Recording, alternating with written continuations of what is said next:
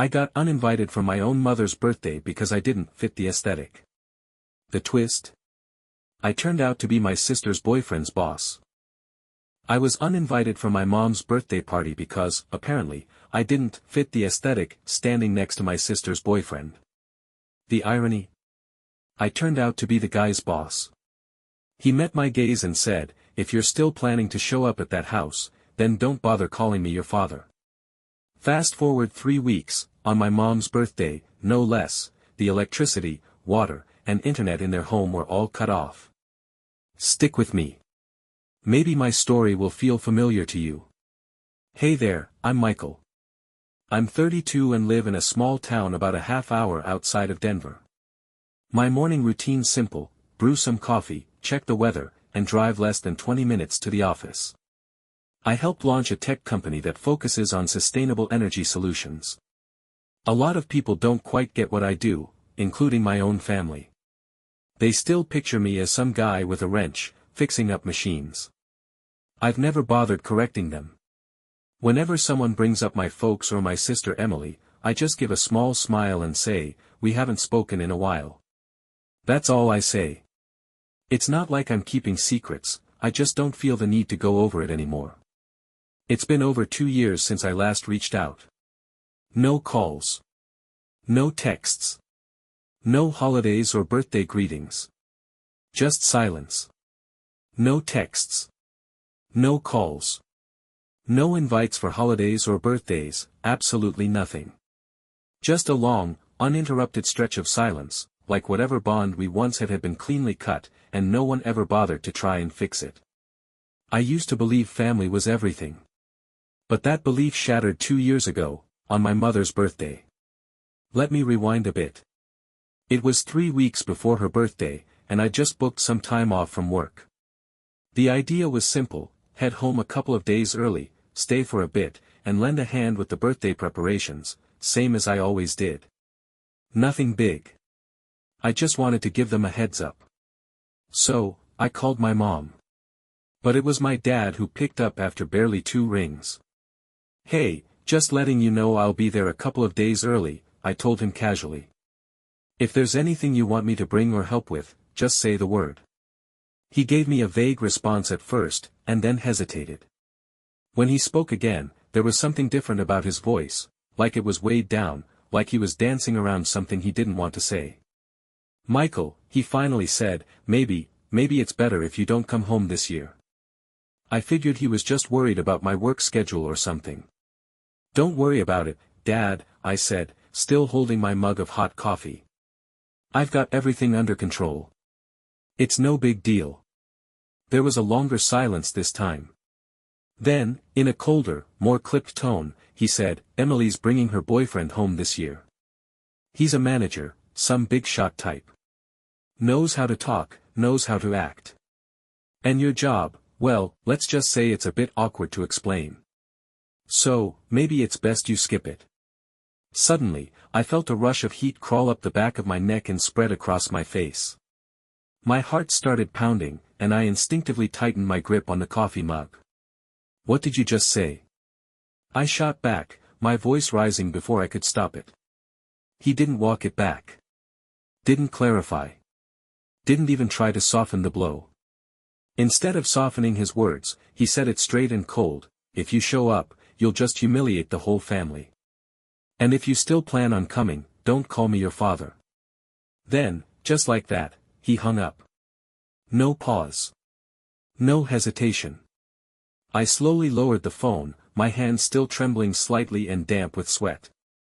The apartment was dead quiet. No TV. No footsteps. Just me, frozen in place, staring off like someone had yanked me out of reality and dropped me in the middle of nowhere. His words kept looping in my head, slow and sharp, like a broken record that refused to stop.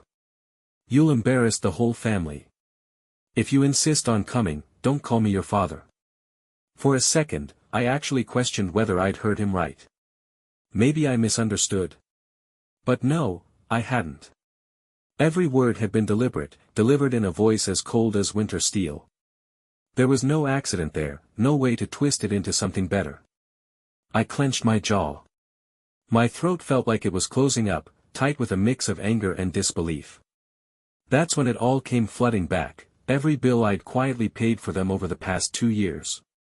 Water, electricity, internet, all of it. I'd covered it, every single month, and no one ever said a damn thing. And now, I'm the one who brings shame to the family. Without thinking, I grabbed my phone again, hands still slightly unsteady even though my mind was beginning to clear.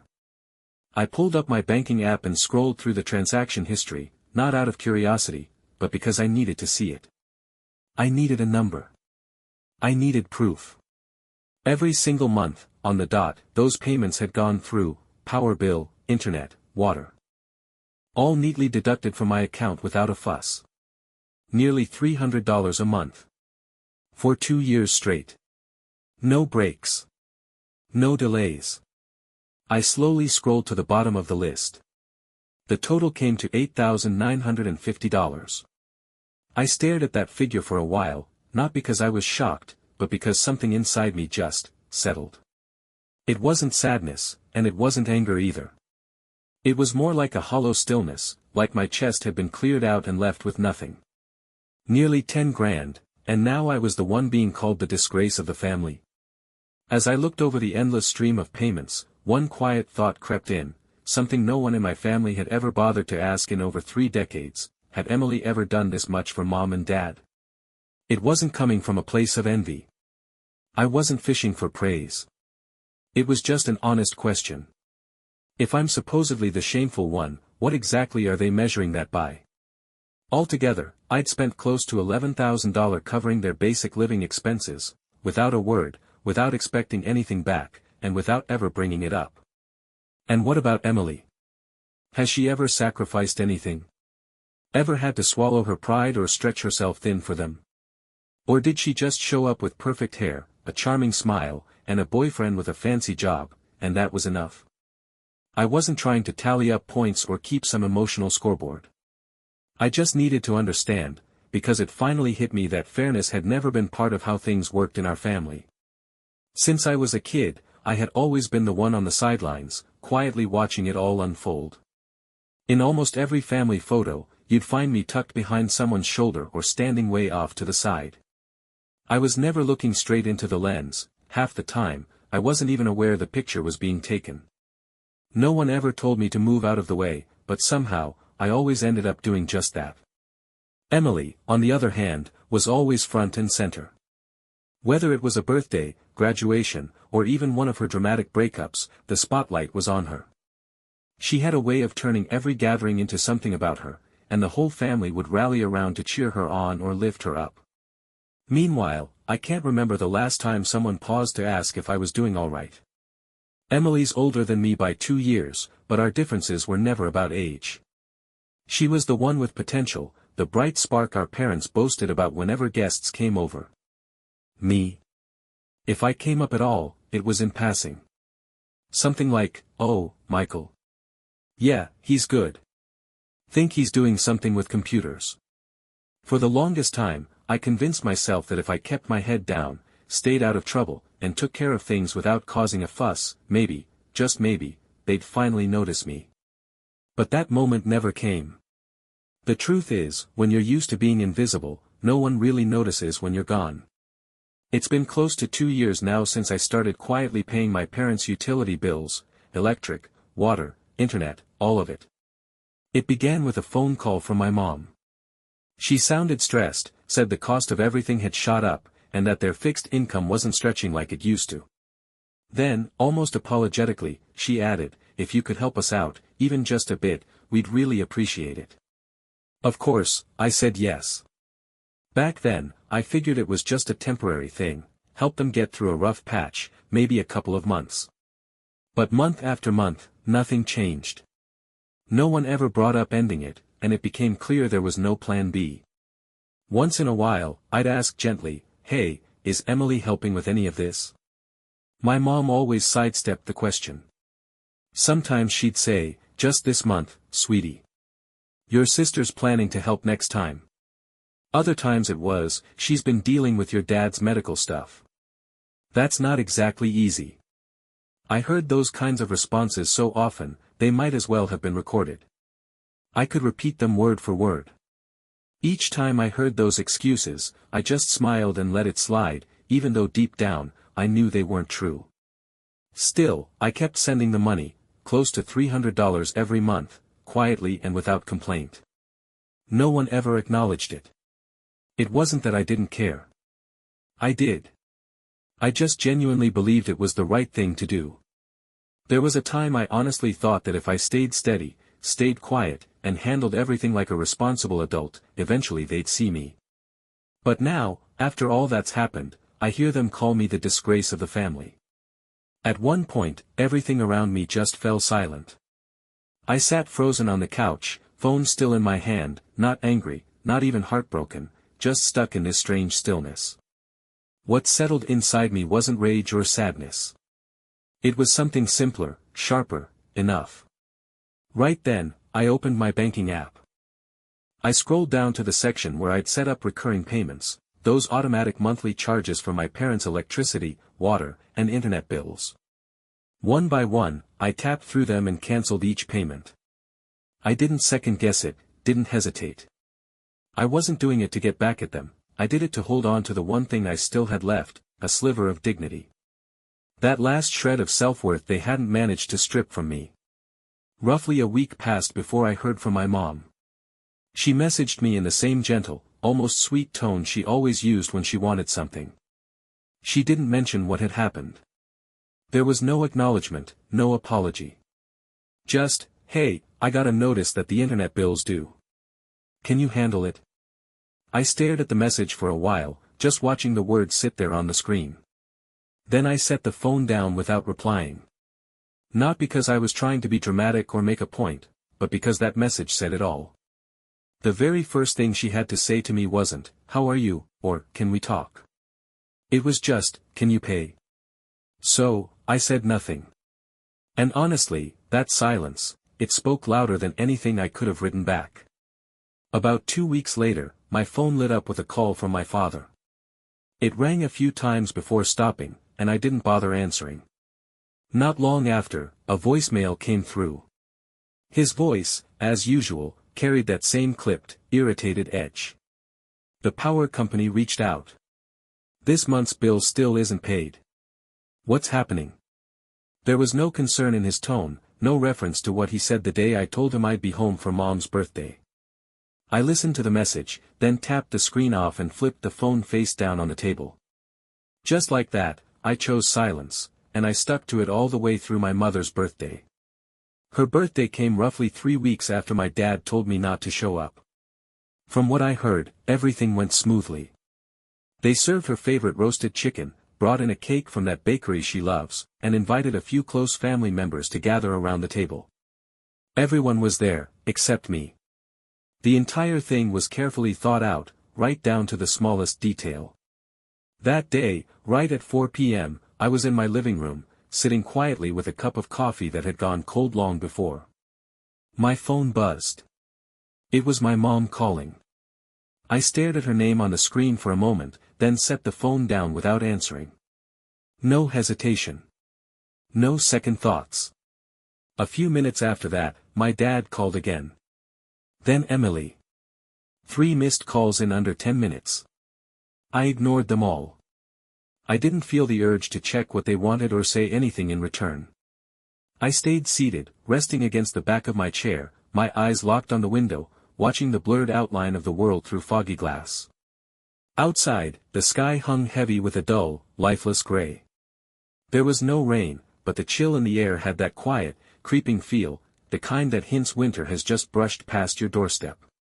Roughly 10 minutes later, the messages started coming in. Mom was the first to reach out. "Michael, the power's off. The whole house is dark. Please take care of the bill." I stared at her message without reacting. No frustration, no shock, just this quiet emptiness settling in my chest. That kind of numbness only comes from carrying the weight of a family for years and realizing you're the only one still doing it. Then my dad chimed in, "No water. We can't cook. Take care of this right away." Shortly after, Emily messaged too, internet's gone. People are showing up. You need to fix this ASAP. I glanced at the clock, 6:12 p.m. I remember it perfectly because it was exactly 3 weeks earlier that I went in and cancelled all the automatic bill payments. That was the same night my father told me that if I insisted on coming home, I should stop calling him my father. Now, right in the middle of the birthday party they'd made sure I wouldn't attend, everything was failing. Power, water, internet, all cutting out when they needed it most. I didn't reply. I didn't call. I didn't feel the urge to justify anything.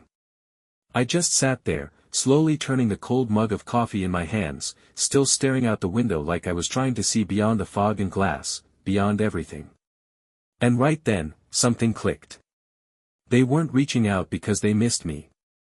They were calling because there was no one else left to carry the weight they'd always dropped on me. By the time the clock hit 7 p.m., my phone was buzzing again, relentlessly this time. But it wasn't my parents or Emily anymore. It was all those extended relatives, the ones who only show up for Thanksgiving or Christmas, yet somehow feel they've earned the right to weigh in. The texts came in waves, one after the other. Some flat out accused me of being disrespectful. One even wrote, "You humiliated your mother in front of everyone." Another, more veiled but just as cutting, said, "Your sister had a point. People like you don't belong at celebrations." I read every single message in silence. Not because my silence meant they were right, but because I was worn out from trying to reason with folks who always sided with the noise over the truth. Just as I was about to put the phone down, the screen lit up once more. It was Aunt Linda. The only one in the family who still believed in me. She was calling through a clunky old video app that only she and I still used, because we were the only ones who cared enough to look each other in the eye when it really mattered. I hesitated, then answered on the second ring. Her face appeared on the screen, bathed in soft yellow light from the kitchen behind her, a place I could picture with my eyes closed. I knew every creaky cupboard, every crack in the wall. But tonight, that kitchen felt unfamiliar. I could hear the faint clatter of forks, strained laughter, and scraps of small talk floating in the background. She looked at me through the screen, eyes full of kindness and concern. "You're not going to take care of it, Michael?" Her voice was gentle, almost curious, like she was trying to piece together something that didn't quite make sense. I looked directly at her through the screen, and when I finally spoke, my voice came out slow and heavy, like I was pulling words from a place inside me I tried to keep buried. "You know, Aunt Linda, it was Dad. He's the one who told me not to come." I swallowed hard before continuing. "He said if I showed up anyway, I shouldn't call him my father anymore." She didn't respond right away. Just went quiet, her expression shifting as her gaze wandered to something off-screen, probably trying to read the room behind her. And then, just like that, the calm of the call shattered. Chaos broke loose on her end. I could suddenly hear my mom's voice rising above the background chatter. "Tell him I'm ashamed of him. Of all days, why would he choose today to do something like this?" My dad raised his voice, firm and dismissive, saying, "You're overreacting. It's just a few bills." Then another voice chimed in, I'm pretty sure it was my uncle, scoffing, "What kind of man makes a fuss over money?" "Poor Emily, having to deal with a brother like him," someone added. I heard footsteps coming closer to the camera, and then Emily came into view, standing behind Aunt Linda.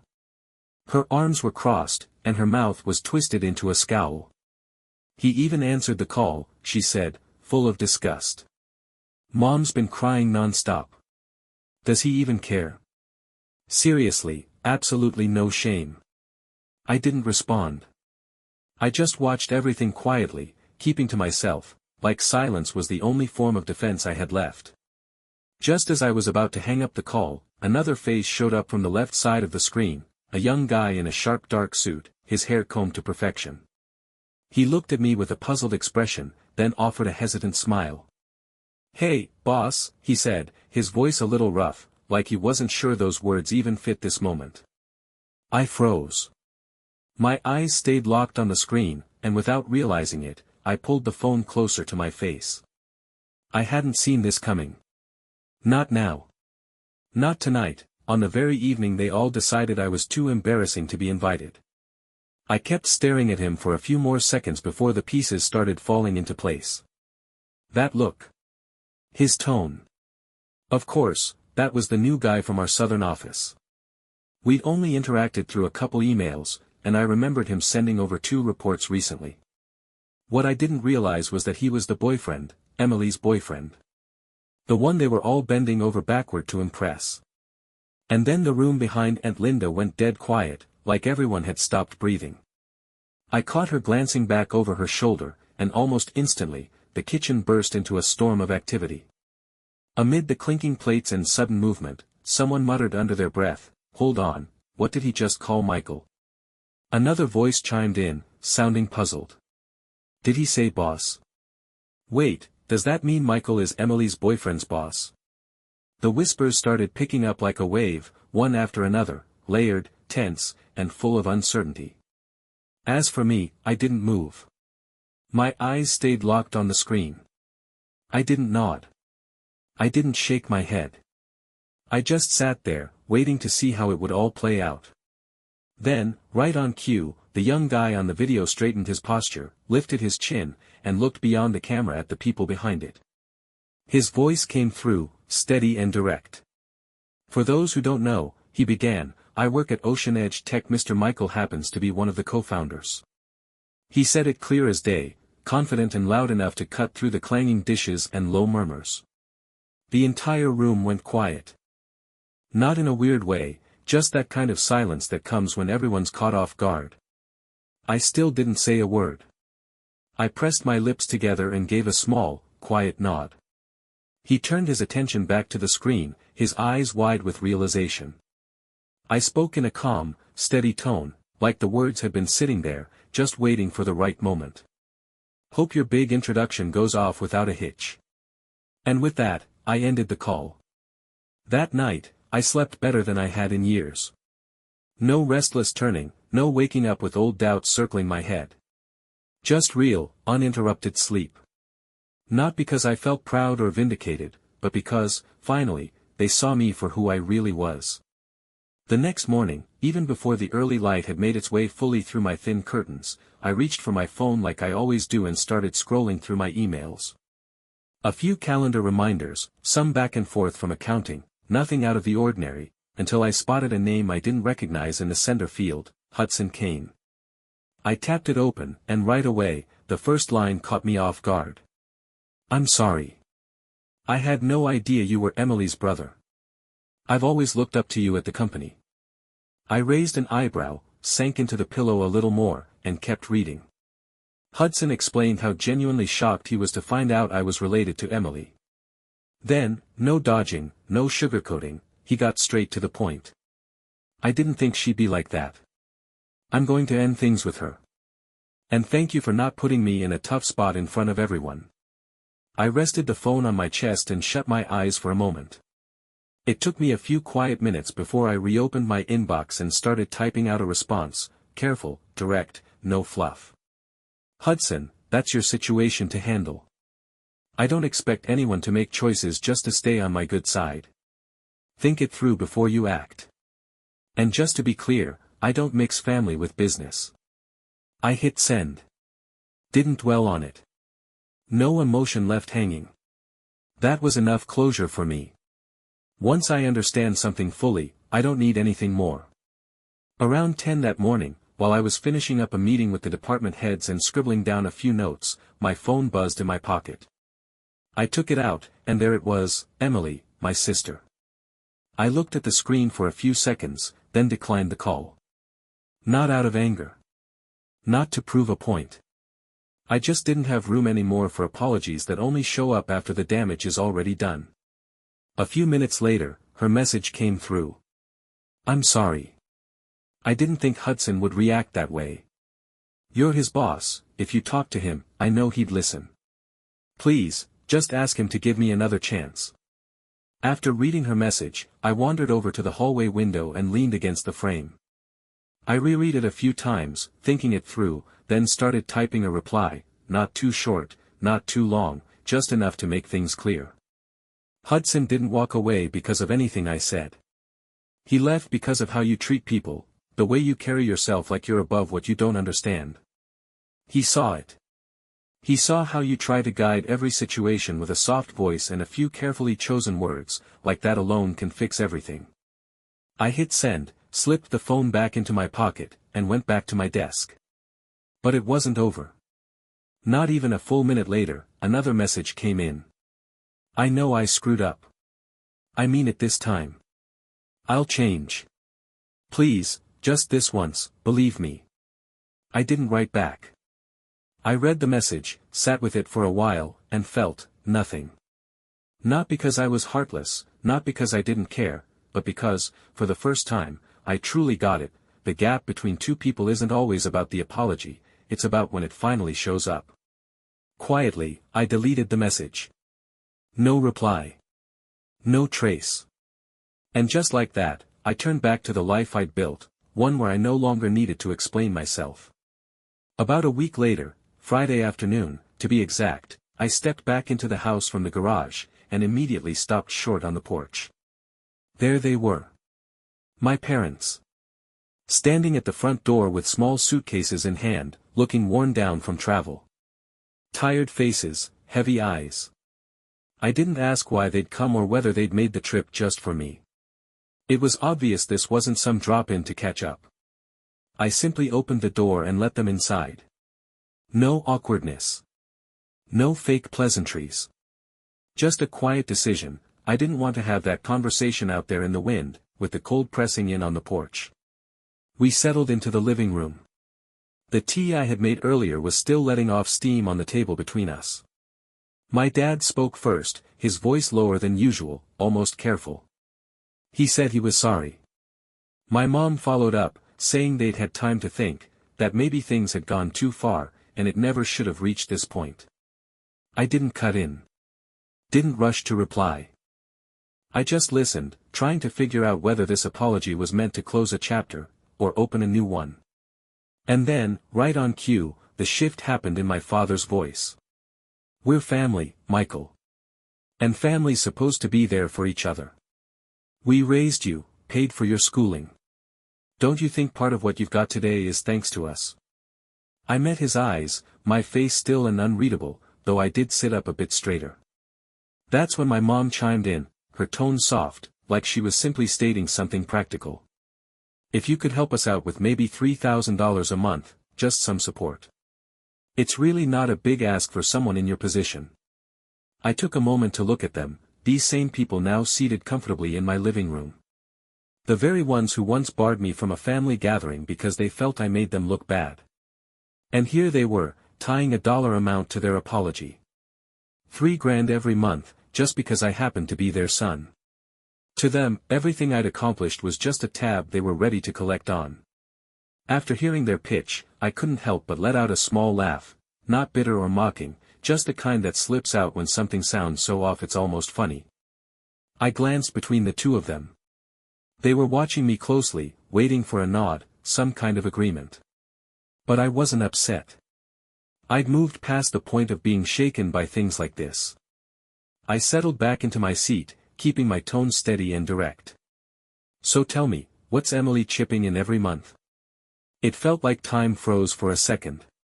The atmosphere got heavy, almost like the air itself was holding its breath. My dad glanced over at my mom, looking for a cue. She answered slowly, her voice softer now, like she was treading carefully. Your sister's job situation, it's still a bit shaky. And ever since the breakup with Hudson, she hasn't been doing too well. I gave a small nod. No shock there. Just more of the usual, wrapped up in sympathetic phrasing, but still nothing more than neatly packaged excuses. Lifting my head, I looked them both straight in the eye and said, if Emily agrees to send you $3,000 each month, then I'll match that. Not a penny more, not a penny less. They stayed quiet, staring at me like they were trying to gauge if I was actually being serious. I continued, calmly and without raising my voice. Or, if you'd rather I take on the full amount, I'll need it documented, a legal contract that states the house goes to me entirely once you're both gone. And that was it. I didn't push, didn't explain myself further. I just sat there, letting the silence do the rest. For once, I was the one laying down conditions on something they always assumed I owed them by default. The moment those words left my mouth, the room fell into a deep, loaded silence, thick enough to feel. Out of nowhere, my father sprang to his feet. He slammed his hand down on the wooden table, hard enough to knock over the teacup, sending hot liquid spilling down the edge and onto the floor. His voice exploded through the room, chest heaving with anger. "You're putting terms on your own parents. After we took care of you for 21 years, this is how you repay us, by treating us like some bill you're trying to split. What kind of twisted life are you living?" He was yelling so loudly I figured the neighbors probably caught every word through the walls. Still, I didn't budge. Didn't flinch. I stayed right there, hands steady on the armrests of the chair, eyes locked on him. My expression wasn't harsh, but it had lost any softness. I waited him out, let the storm blow through before I finally stood up, slow and deliberate. My voice didn't rise. It came out quiet, steady, and unmistakably firm. "I think it's time for you both to leave." It wasn't a threat. I didn't say it out of spite. It was just a simple, exhausted request, from someone who'd reached the outer edges of decency. Neither of them spoke another word. The only sound that followed was the dragging of luggage across the floorboards, and then the faint click of the front door closing behind them, quieter than the weight they left sitting in my chest. It's been 2 years since that day. 2 years since I saw them, right here in this very living room.